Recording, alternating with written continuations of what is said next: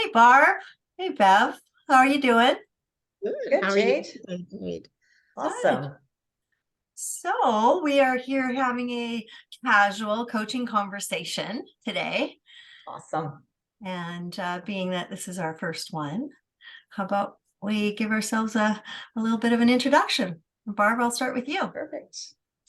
Well, I am Barb Pastusco, and I am a health and life coach with Best of Barb Wellness. And I've been doing this for about a year and a half now and absolutely loving it. I've been passionate my whole life with being of service to others, and this is right in my wheelhouse. Perfect. Well, we're going to get to how you got started. Beverly, how about you? Hey, thanks, Jade. Introduce. Yeah, my name's Beverly Pollock, and my business, my coaching business is Betterment with Beverly, and I've been doing the coaching professionally since 2021, and prior to that was sort of an amateur coach in my work for many years before that. Awesome. Well, we're And going how to get about to you, that. Jade? Yes. Jade Mahan. Yes, I also am a health and life coach. I do focus mostly on the life aspect from my background, and I have been a coach like you, Bev, that you'd mentioned, casually in my past life, and more recently certified. So I can actually say I'm certified now. So Yes, thank you. it's part of who you are. Yeah, it is part of who we are, isn't it? Uh, Absolutely. Yeah. Well, I wanted to ask or to open up that we could talk about how long we've been doing what we're doing and maybe why we got started or how we got started in this field. And I'll have you start, Barb. We'll just kind of keep this flow. In the circle. Okay. It's interesting that both of you said that you've been doing this for so long in your outside coaching lives. And I have as well. It's interesting because, and that was one of the reasons why I decided to get my certification, because I've been pretty much doing this all my lives, all my lives. Have I'm nine. on, I don't know which one out of my 9 lives. I'm not sure which one that is, but yeah, people have been coming to me all the time and saying, you're a great listener. You have such sage advice or wisdom, or you don't judge me. And I thought, geez, when the pandemic hit, I was like, okay, well, now's the time to put my money where my mouth is, kind of thing, and really get that certification that would allow me to do what I feel that I do best, and that's to coach other people. So um, I have been doing this officially for about a year and a half, but it's been it's been quite a long time coming. And that's kind of how I got started. Like I said, officially a year and a half ago, but unofficially so many years ago, just like you ladies were mentioning. So Well, and coaching as a practice, people don't even know that they're doing it, right? exactly, Yeah. And as a exactly. professional, well, all of us coming from professional backgrounds, that's probably why we were gravitated to this as a certification Yeah. afterlife. Yeah. Absolutely, absolutely. Yeah. And yeah, it's interesting because I was always called the office mama. And I don't want to say it's because I was the oldest one in the room, but probably I was the oldest one in the room. But everybody would come to the office mama. And I got my moniker, Best of Barb, um, from a former coworker of mine, which was quite humbling, quite an honor. Actually, I was going to say not a coworker, the CEO of the company. Nice. Whenever I would organize something, whether it was for clients or just team building, he would always come up and say, best of Barb, best of Barb. And you know, it was a great compliment. I loved getting that compliment. And the former coworker of mine, before she left the company, said, "Hey, are you on Instagram?" And I was like, "No, but I'd love to get on there." She said, "Okay, well, we'll start your Instagram, Best of Barb, for you." And so when I was thinking about a name for a business, it was like, why am I scratching my head wondering what I should call my business when this was gifted to me by, you know, people who see me as a coach, or as the office mama, or somebody that listens. So that's where my moniker came to be, Best of Barb Wellness. That is an amazing story. It really is. Thank you for sharing that. How about you, Beverly? So I have to giggle a little bit when she said people called her mama, and she was often the oldest in the group. So it reminded me of my yearbook. I was a registered nurse for over 42 years. And when I was in nursing school, in my yearbook, people wrote, you know, Mama Bev and such. But I was always the youngest of the crew. And yet people referred to me in that maternal way, which was always kind of interesting. And so for me, coaching was sort of something kind of, you know, life coaches who that's a gimmick or whatever, is often what I think I used to think. And find myself, I've always learned more from others, you know, when I be conversation with others, and sometimes they'd say back afterwards, "Oh my gosh, I got so much from that." I think, oh my, I felt like I got more out of it than you ever would have.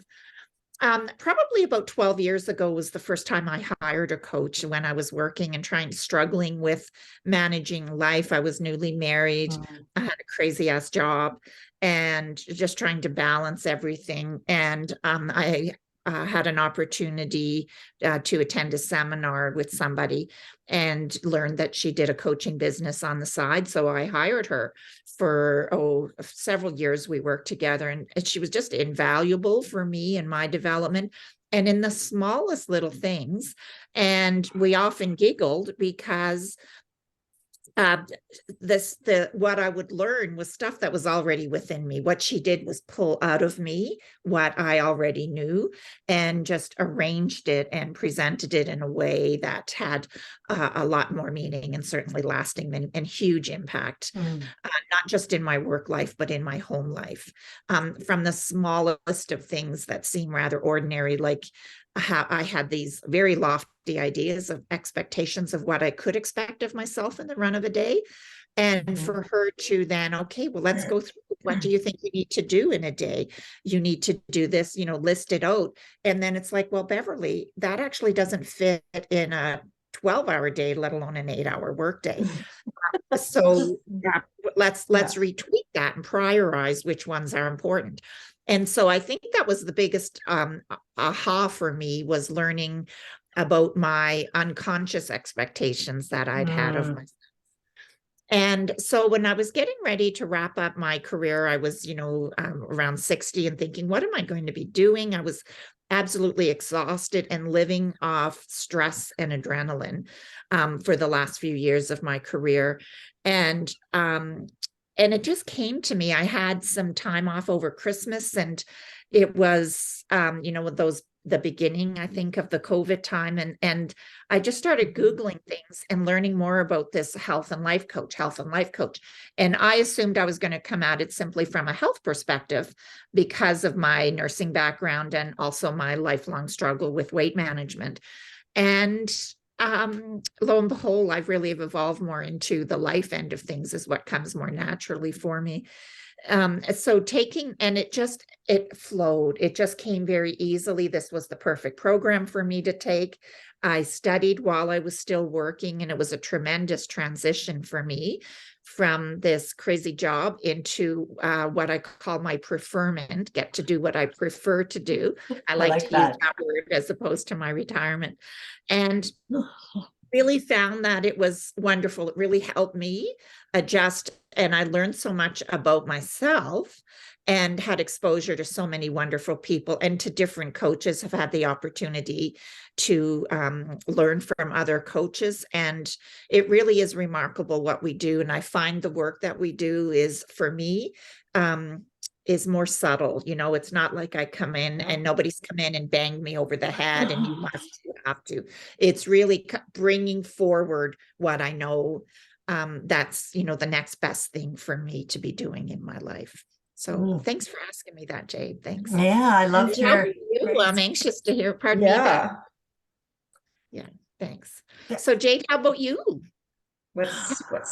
What's Jade all about? Well, I actually recently in putting together some information about my coaching, and some partnering that we do as health and life coaches. And I realized I started the journey in 1995 because I found a package. I went through all my old schooling. I had my fitness and nutrition certification in there, and my natural health consulting. And I found, my Coach University package that I had back in the day. And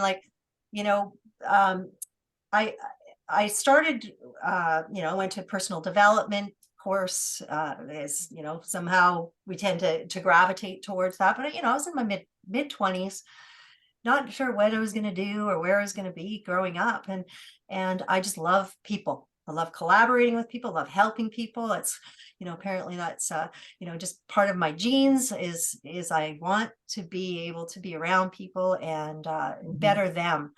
And so through going my own personal journey on personal development and growth, I got exposed, through Anthony Robbins. I got exposed through life coaching. He impacted me so much in health because that's how he started, in his, whatever the people call him, the motivator, motivational speaker. But, it was more than that. And so I started my health journey and got into fitness and nutrition and natural remedies and alternative ways of healing. And so it's 30 years I'm back in here, actually getting my, having that certification in hand. But that's probably why, through my corporate career, as an executive VP, I was Mama Bear. My dog's name is Baby Bear. Exactly like you, Barb. People, and yeah, I was one of the older ones there for sure. But everybody called me Mama Bear. And that's, I nurtured culture and nurtured teams, and I'm here to lift people up because it takes more than one person to create something great. I believe that in my bones. Collaboration, having you two as my coaches as well, and the life coach that I also have, I believe in coaching. There is, we don't get through life by ourselves, or it's a pretty rare occasion. And so having this profession actually recognized as a profession, just, it was a perfect fit when I decided to leave my corporate career, to be able to work with people, especially women. For me, I felt the struggle, over a 7-year period of time. For me, my health went down, and like most women, we hit that brick wall. And I was fortunate. It wasn't, the big C word. I managed to, get my health in line before I had the disease. And so I want to help other women. And that we're the nucleus of our families, we're the nucleus of our communities. And so this is the right career. I feel that I can help and make an impact, even if it's a little ripple, it's something, right? I Absolutely believe we're all in this, and for that reason, Barb, you mentioned, helping people. That's what you've been and done for so many years, in the office environment. Same with me, Bev, 42 years in Alberta healthcare system is certainly you've impacted people's lives, not just your coworkers, but the patients as well. That's right. Yeah. And it's nice to see that we've all touched, people's lives in some way, shape, or form. Sometimes unbeknownst to us, things that we may say to somebody would kind of register in their minds, and they'll go off and they're better for it. So I mean, that's what's special about coaching. You know, that's what it's all about. It's the blind spots. A coach can see the blind spots. You know, Beverly, when you were talking about your coach, 12 years ago, that obviously what she was pointing out, we pack so much into our days that we don't even see it. And and this to-do list becomes the albatross rather than the get to-do list of the priority. And I think through our schooling and being able to share that with our clients, it's really helped me. My days are a lot less stress because I know what to prioritize on. Yes. And for me, I often felt all this long to-do list was the way it should be done. That's what's expected. To have somebody else to say, well, actually, that's not true. Like to challenge that belief that I had, that I had to do it all, and not just do it all, but do it all perfectly. And so living, I think since then, living an imperfect, life has been much more rewarding. Jade, it's so freeing. While you were talking, I was thinking about when I was in the act of leaving my career. I got, as often happens, right? All the staff that reported to me and whatnot would send me cards and notes. And the word coach came up in so many of them. It was phenomenal to me as I was reading back through them all, how many times somebody talked about coach, referring to me as a coach, and they had no idea that I was embarking on this new career. And I just found that fascinating, like serendipity. Don't you just love the signs that are sometimes thrown up into, right into our purview? And a lot of times we ignore it because we think that the path that we're on is the path that we're supposed to be on.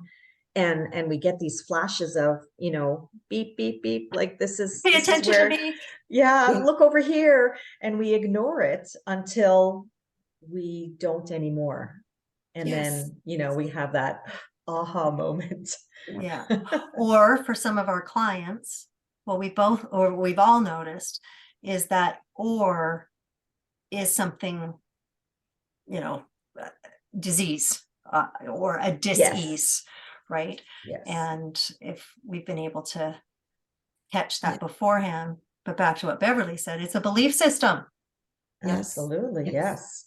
And the learning from our clients is phenomenal. I was working with a client last week, and she said that her biggest learning over the last while was that she was that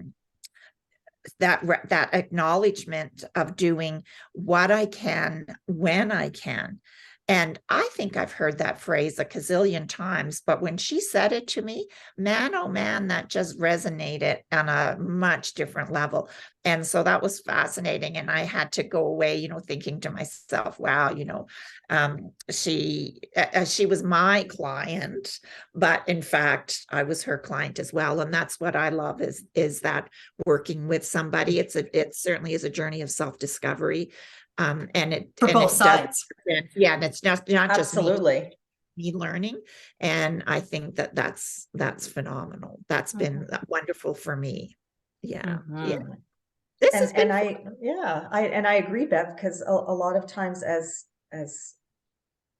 coaches, we know that we're imparting whatever wisdoms and tools and such and techniques that we're giving to our clients, but we're getting so much more almost, I think, out of it, which in turn makes us better and gives us more techniques and more tools and more kind of things that we can kind of use for the betterment of future clients. So I absolutely agree. Well, on that note, Barb, when you're talking about us growing as coaches, when we're seeing our clients week on week, every week, what we bring to them next week is even more powerful based on, what we Absolutely. uncovered for them last week.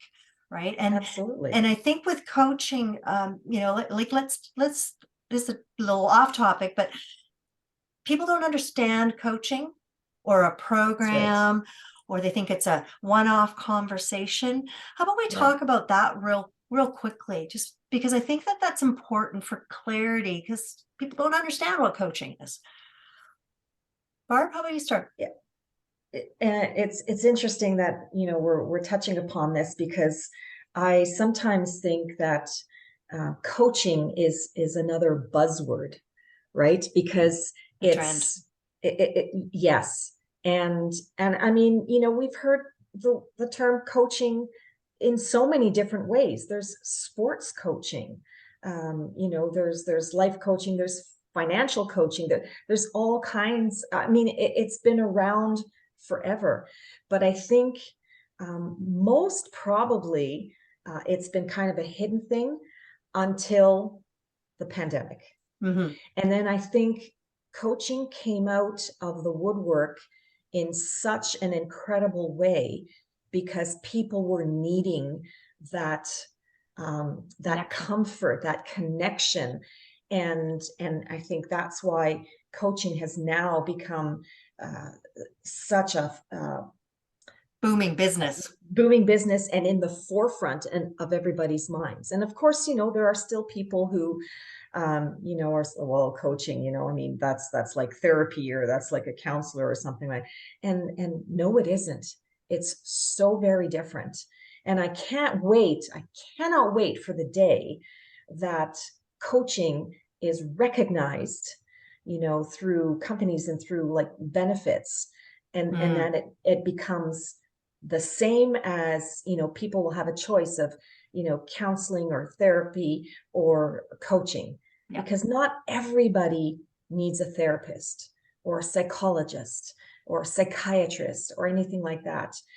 Sometimes people's mental health and well-being just needs someone to be there to support them and to cheer them on, and to be an accountability partner for them. And that's exactly what coaching does. Yeah. So they feel heard. Yes, without judgment. Curiosity, of course. Judge freeze out. Yes. Might be a little hard on ourselves sometimes as coaches, but it reminds us, though, curiosity is important, not just for our clients, but for ourselves. And absolutely. I think to add to your, the pandemic, you felt that coaching became more, prevalent in our face. I think it's also because of the virtual world, because there are lots of business and strategy coaches out there, personal or professional development, for many companies, but with the ability to be online, the coaches that were in the offices, we'll say, are now able to reach more, just like we are able to reach more. Absolutely. Clients in Florida, I got clients over in, the UK one's a little harder, but we figure it out. But it allows us to have the ability to connect outside of our opens many more doors. And that's probably why it seems like it's bigger than what it was, but coaching has been around for a long time. Oh, absolutely. Absolutely.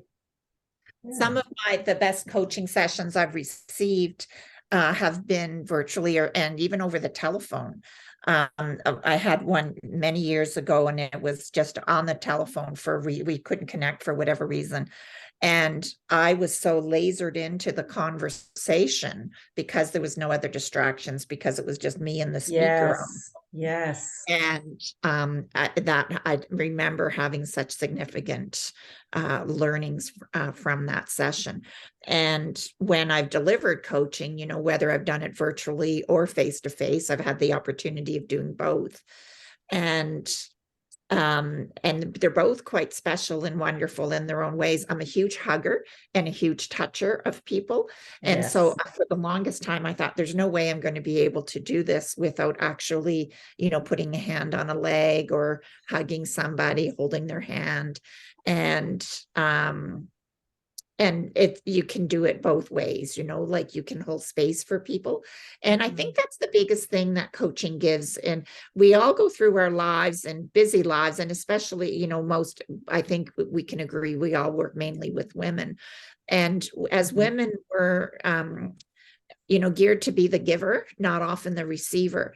And Yes. so it's remarkable to have somebody hold space for you for an entire hour. For that, there's nothing else but you, your thoughts, your wishes, your desires, your struggles.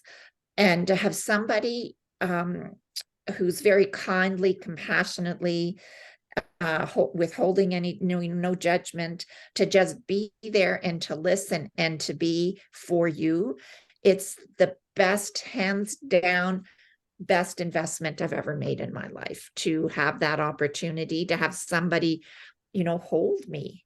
It's a gift. It's a gift. Yes, it truly is. So, and it's fantastic to be able to do that for others. I love, love, love, love being able to do that for others. And I equally love, love, love when I have it, when I'm able to receive coaching. Yeah. Yes. My coach is the same, the one I meet every week, Friday mornings, and she holds wonderful space for me and has helped guide me to where I am today. Is when I was in my corporate career and pulling my hair out, literally, she helped me through that transition, held me through it. Yes. And they were all my solutions. She doesn't give me the answers, but boy, she asks great questions. Yeah. Right? Isn't that the joys of coaching? Coaching at its best. Coaching at its best. Yes. That's right. Well, Hey, ladies, thanks for bringing us together today. Yes, this was Wonderful. awesome. Thank you. this was fun. Just let's say an adieu until next week. You betcha. Sounds wonderful. Thank you very Thank much, you. ladies. I am grateful to be in your space. Yes, me too. Me too. Thank you.